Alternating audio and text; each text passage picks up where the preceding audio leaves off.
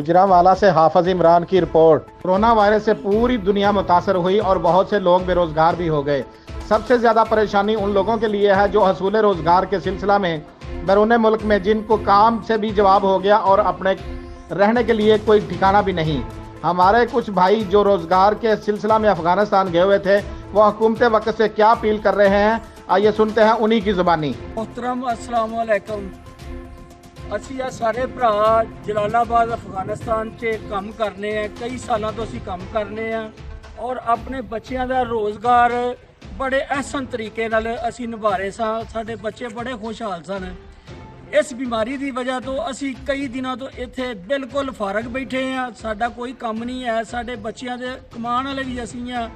ਅਗਰ ਸਾਡੇ ਬੱਚਿਆਂ ਨੂੰ ਅਗਰ ਸਾਡੀ ਕਮਾਈ ਵੀ ਨਹੀਂ ਪਹੁੰਚੇਗੀ ਤੇ ਅਸੀਂ ਕਿਵੇਂ ਆਪਣੇ ਬੱਚਿਆਂ ਨੂੰ ਪਾਲ ਸਕਦੇ ਆ।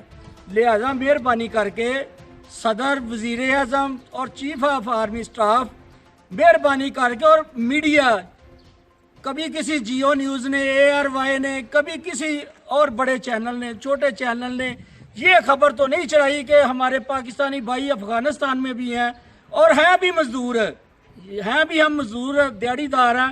उधर के दिहाड़ीदारों का बहुत ख्याल है। हम लोग जो दिहाड़ीदार हैं हमारा किसी को कोई ख्याल नहीं है। मेहरबानी करके हमारा भी कुछ किया जाए। हम लोग अफ़गानिस्तान में हैं, इस वक्त बेरोज़गार हैं, खाना पीना हमारे पास नहीं है। जिधर हम काम करते थे उन्होंने भी हमें अपने काम से फारग कर दिया और उन्होंने बोला पाकिस्तान में जाओ, और पाकिस्तान से 4 दिन के लिए बॉर्डर खुला किया है और 4 दिन में एक भी पाकिस्तान को वापस आने की इजाज़त नहीं दी।